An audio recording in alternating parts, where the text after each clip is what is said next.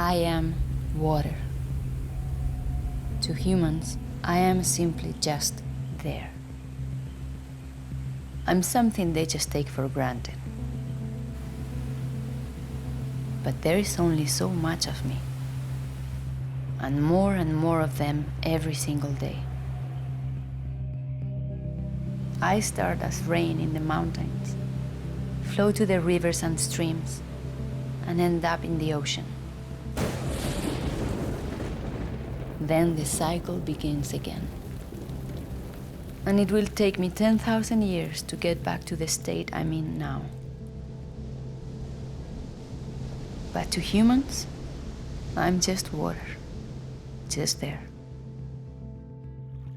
Where will humans find me when there are billions more of them around? Where will they find themselves? Will they wage wars over me, like they do over everything else? That's always an option, but it's not the only option.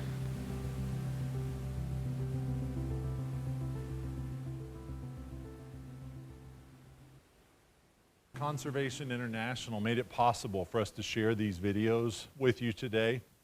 And they feel especially important in that they carry the weight of a very significant message. And we talk about a lot of reasons why body composting is here right now and why there's so much momentum behind this movement. And part of it is consumer choice. Part of it is that it's just time for something new. And of course, a huge part of it is that every footstep that we make can leave an impact on Earth, negative or positive. And when we all wake up in the morning and strive to make our footsteps count, then together we can make a real difference. In the very next session that we're going to go into, I am pleased to present my business partner at the Natural Funeral. His name is Dan Ziskin. He is one of the greatest activists who I've ever personally gotten to meet.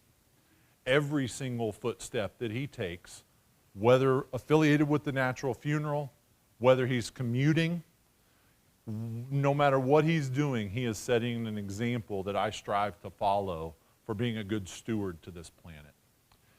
Dan, in addition to growing what may be one of the fastest growing funeral movements in Colorado, in his part-time, in his spare time, he's an atmospheric scientist at NCAR in Boulder. And he manages a constellation of satellites that are designed to monitor the ozone layer and provide data that we can use to see our impact on the planet. So this is not lip service from the Natural Funeral. You're about to meet my environmentalist hero. And there's nobody else who I'd rather be partners with at the Natural Funeral. And it is my distinct privilege to introduce Dan Ziskin to share with you about the carbon impact of the choices that we make with our bodies at death. Dan Ziskin.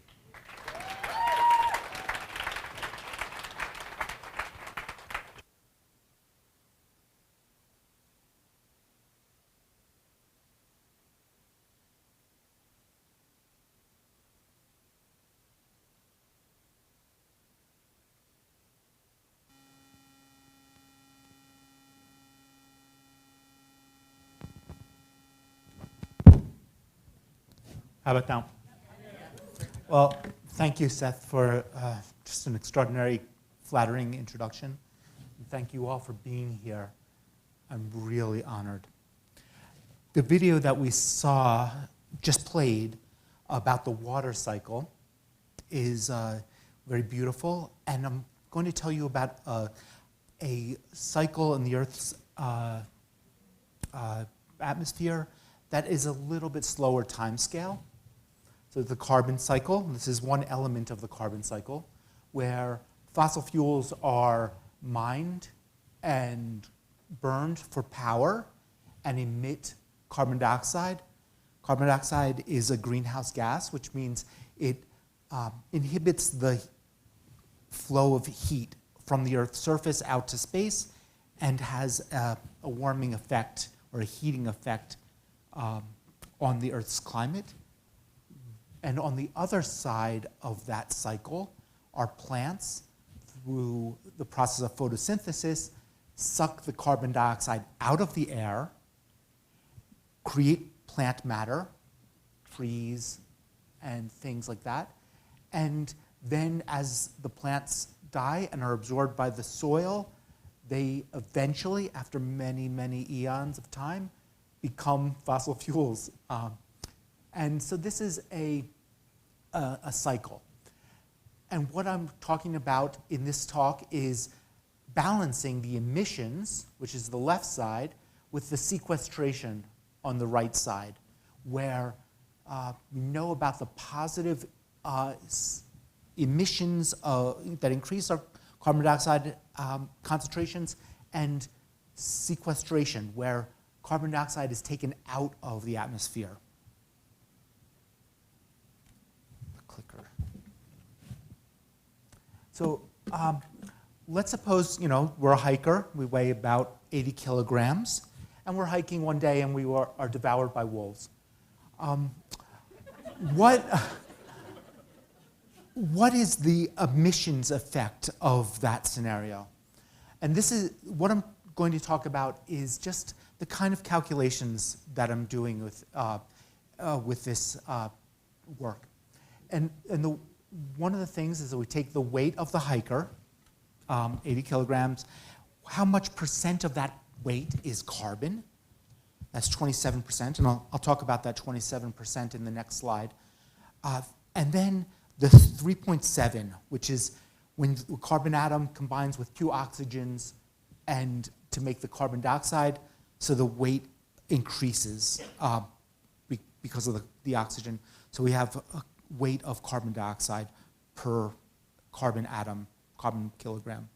And so this sequestration, where the wolf takes our body and turns it into wolf poop, we get to a sequestration value of minus 81 kilograms. So now I know this is a little sciencey, but I think you can take it. When I started this research, I went to Wikipedia, and you can see the cartoon on the far right of where it said the human body is 18% carbon, and I didn't understand. I didn't question it, and then I invited somebody, my co-author, Tomas Escorva, to check my numbers, and he found in the research, in the scientific journals, that actually the value is 27%. And you can see that, and he showed me the reference, and he circled it. And so I think that I found an error in the data that's published on the internet.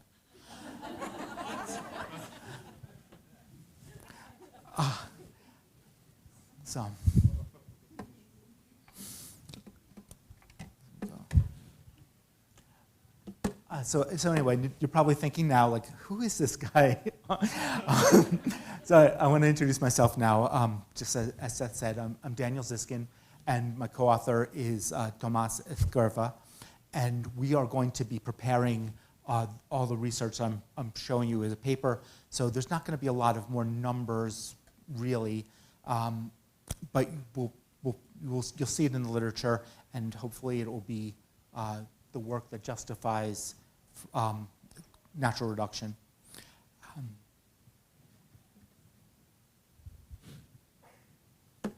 So let's suppose this hiker isn't really eaten, but given a simple green burial at the Colorado Burial Preserve in beautiful southern Colorado.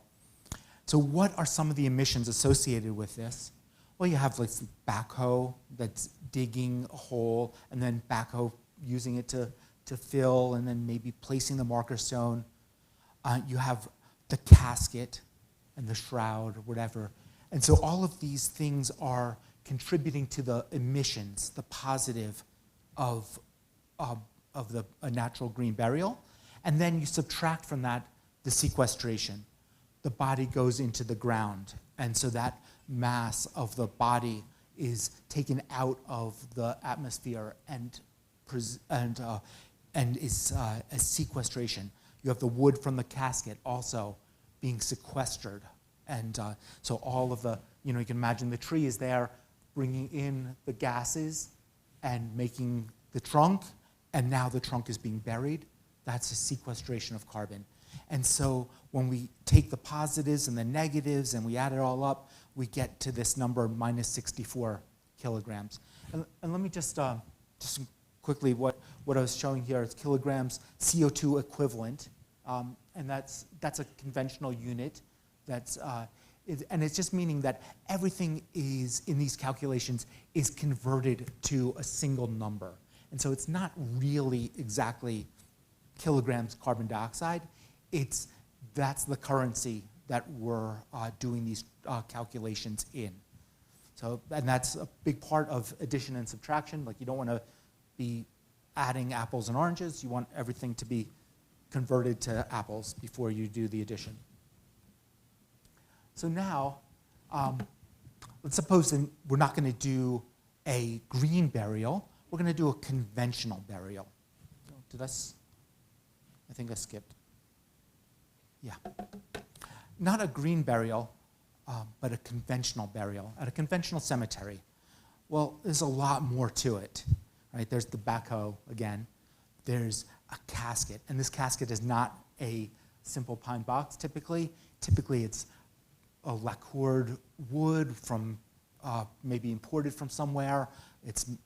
There's metal railings. It's a big deal. And then there's also the cement vault. And then there's also this large headstone.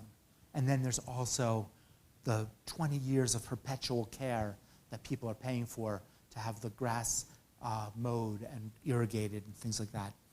So all of that comes up.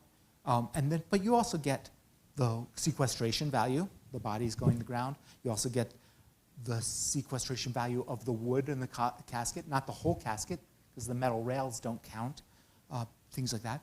So I get a positive, not a negative, but now a positive emissions of 138 kilograms of CO2 equivalent. And you don't have to worry about memorizing these numbers. There'll be a summary that'll compare them all. So now, let's suppose instead of a burial, we're going to go with a conventional flame cremation. So first of all, let's just say that there's no sequestration value at all, right? Everything is just going out. And you have the box, the cardboard box, they have the body, all of that becomes emissions. You have the methane, that's the natural gas that's burned by the retort. All of that is emissions. You have the cremulator that grinds the bones. It's a little bit of a contribution. You have the urn in which the ashes are returned. That also has an emissions contribution. So now we have a 227 kilogram equivalent, CO2 equivalent, for this particular form of disposition. And what about water cremation or alkaline hydrolysis? So there it's a different sum of sums that are going into it. We have the sequestration value of the body, because the body is becoming liquid and not being emitted. But you also have the energy that it takes to heat the water. And you have the chemicals that are used in alkaline hydrolysis. They don't just sort of show up. It actually takes quite a bit of energy to create these chemicals. And then you have a dehydration of the bones after. And then the cremation. And then the urn that the ground up bones are returned in. And so for this particular device that we use, the FC500 that was from flameless cremation, that particular process and other alkaline hydrolysis processes would use different procedures and would come up with slightly different numbers, but we get a positive 65. So here's the summary of what I just spoke about. Conventional burial of flame cremation, positive numbers. Alkaline hydrolysis, quite a bit better. Green burial, pretty good. Eaten by wolves, best so far.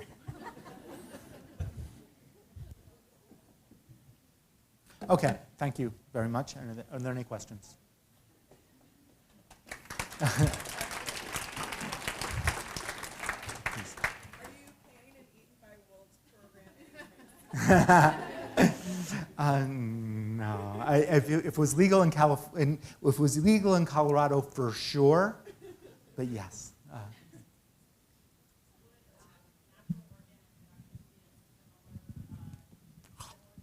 Oh my God. I have 2 more slides. I totally forgot. I'm sorry. Oh my God. Thank you for that question.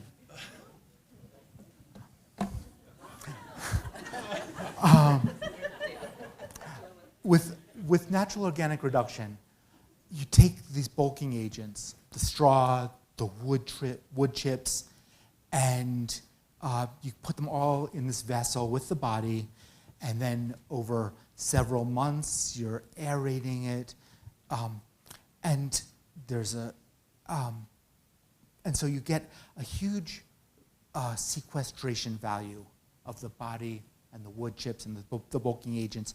Then there's also some fossil fuel use in for the turning and for the other processing that's involved.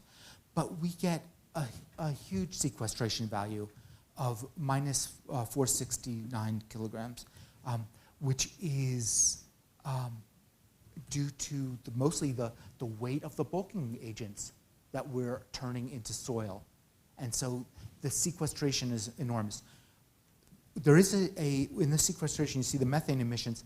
Composting, when it's done in a very highly aerobic environment, does not produce any methane, but that's in the theoretical pure aerobic. In reality, actually, it is somewhat anaerobic, and so there is some methane created, and the amount of methane is very specific to the process. And you'll probably hear a lot more about that in the next slide. But finally, I just want to show you this is how it looks, and so natural reduction is even better than all the other dispositions. So anyway, that's my real ending. So thank you.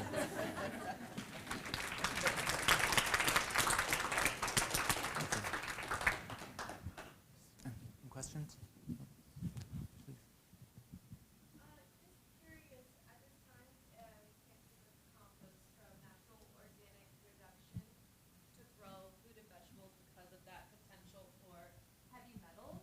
From a scientific perspective, could there be a certain amount of time that we could have that compost in a safe area where those metals, maybe 10 years or something, where those metals might disappear and we could use it to grow food? Well, if that were the reason why we couldn't use it to grow food, then actually no. I mean, the metals are the metals, and they're not going anywhere. The time-dependent things are that sometimes there's radionuclides for cancer treatments. For example, these pellets and things like that, or those kinds of treatments. Those would not be radioactive after a certain amount of time, and so that's if that was one of the concerns, that would be something where just the passage of time would really help. But it really depends. I think that for the type of treatments, I've heard that it's like 60 days actually is the half-life for these pellets. But I'm not an expert on that. Thank you. Please. Hi. Does anything like within our bodies, like pacemakers and nails or anything specific in our body, does that also affect, with any of them, the level of emissions in CO2 and methane, et cetera? Definitely in flame cremation, those things just become burnt and are emitted. So I've really focused on carbon dioxide emissions, but with flame cremation, all kinds of other emissions occur. And one of the things that I really like about alkaline hydrolysis is that those emissions don't occur, and that what sinks to the bottom is all of like the artificial hips and the teeth and things like that are not incinerated. But, have you found that your data differs from others outside of like Wikipedia, but others within funeral service drastically, or is it close? Because I feel, and correct me if I'm wrong, I feel like I've heard alkaline hydrolysis in some studies is net carbon neutral. Mm-hmm. There's actually quite a bit of, I wouldn't say disagreement, but the methodology changes the answers quite a bit. And one of the things that we saw just even this morning, Katrina gave a beautiful talk, and she said, I think that natural reduction, it takes about a ton of carbon dioxide out of the air, and love that number.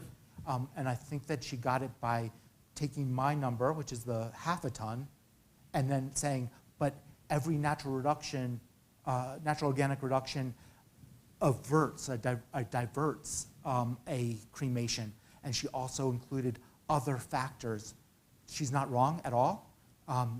It's just what you decide, where you define the system, that so you can get vastly different numbers. That was very easy to follow. Thank you. Yeah. Please. I think my question is related. Has your paper, or will your paper be peer reviewed? I hope so. You know, it's not. We're not actually doing the measurements ourselves. We're just pulling the research of other people, and I think that a reviewer might have trouble with that. A reviewer might also have trouble with the subjective way that we draw the boundaries around things and say, this is our system. So the answer is, I hope so, but we haven't selected a journal yet. Thank you.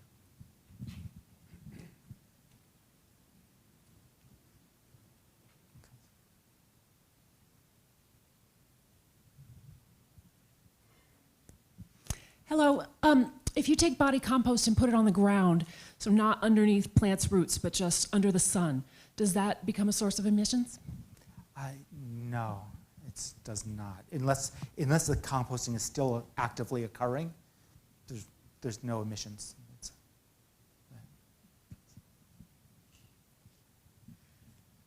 Are these numbers an average across different, types of machines or caskets, et cetera?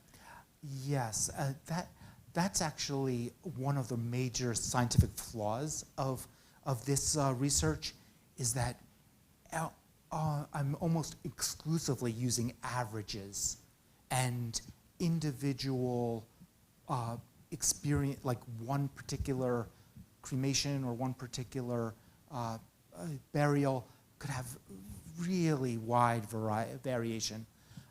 One of the things that, an example of that is I did what was called a sensitivity study. What if that hiker didn't weigh 80 kilograms? What if that hiker weighed 50 kilograms? What if that hiker weighed 110 kilograms? How would that affect all of these numbers? And I got, things, some went up, some went down. But cremation, in my study, didn't really change that much. Why not? Because I used the average number. CANA, the Cremation Association, publishes on their website the average emissions from a cremation, and that's what I used in this research. But crematories, a small skin and bones person might be a very quick cremation. Somebody who's very large would have a long cremation. So I know that there's a flaw in this analysis because I don't include that type of variability. So yes, that's changes things a lot. Have you calculated open air pyres? I thought about that, but I didn't actually finish that. Okay. The reason I ask is because I know families may ask us, and we want to be able to answer that for them. So thank you.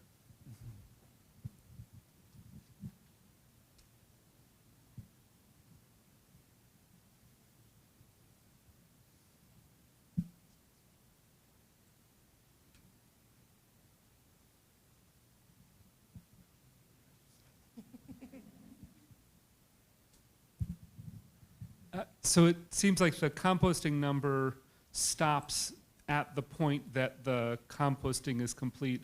I'm curious, how do you imagine the compost number might change if the compost were used to increase, say, or decrease mortality in a restoration project and, create it, made 20 trees 50% less likely to die and grow a little bit faster for their first 5 years? Wow. The only way that this research can even be done is if there's a very kind of confined system. And one of the criticisms about science in general is that it's reductionist. It doesn't consider the holistic picture. And that question is extraordinarily holistic. And almost all of these methods of disposition have secondary effects and cascading outward and outward and outward. And there isn't an end until we consider, the entire universe as a system. So I appreciate the broad thinking in that question. I'm not able to even start to answer it. I'm sorry.